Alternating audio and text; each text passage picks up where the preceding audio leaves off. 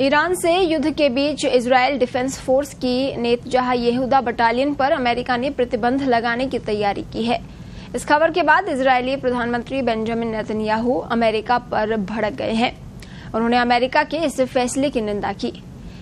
Benjamin Netanyahu ने कहा, America का ये फैसला हमें स्वीकार नहीं है, ये बेतुका है। अमेरिका को ऐसा नहीं करना चाहिए था। मैं अमेरिका के इस फैसले के खिलाफ हर संभव तरीके से कार्रवाई करूंगा। वहीं इजरायली सेना ने कहा कि नेतन्याहू यहूदा अंतर्राष्ट्रीय कानूनों के तहत काम कर रही है। मीडिया रिपोर्ट के मुताबिक ये प्रतिबंध वेस्ट बैंक में फिलिस्तीनियों के खिलाफ मानवाधिकार उल्लंघन के आरोप में लगाया जा रहा है। खबर ये भी है कि बाइडेन प्रशासन इस बटालियन को ब्लैकलिस्ट भी कर सकता है। अगर ऐसा होता है तो अमेरिका की तरफ से फंडिंग रोक दी जाएगी।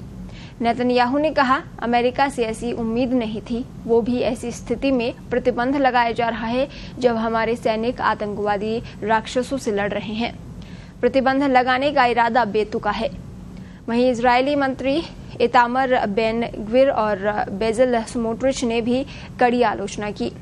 ग्विर ने कहा, हमारे सैनिकों पर प्रतिबंध लगाना खतरे का संकेत है। जब इजरायल अपने अस्तित्व के लिए लड़ रहा है, तब बटालियन पर प्रतिबंध को मंजूरी देने का कदम पागलपन है। आपको बता दें, ईरान इजरायल युद्ध के बाद से अमेरिका लगातार इजरायल पर हमला नहीं करने का दबाव बना रहा है। इसके बीच ईरान पर एयर स्ट्राइक की खबर भी सामने आई थी। अब अमेरिका की तरफ से इस कार्रवाई के कई मायने निकाले जा रहे हैं। अमेरिका की कार्रवाई की खबर के बाद प्रधानमंत्री ने रविवार को कहा, मैं अपनी पूरी ताकत से इस फैसले के खिलाफ लड़ूंगा। आपको बता दें कि पिछले सप्ताह अमेरिकी विदेश मंत्री एंटनी ब्लिंकन से भी इस बारे में पूछा गया था।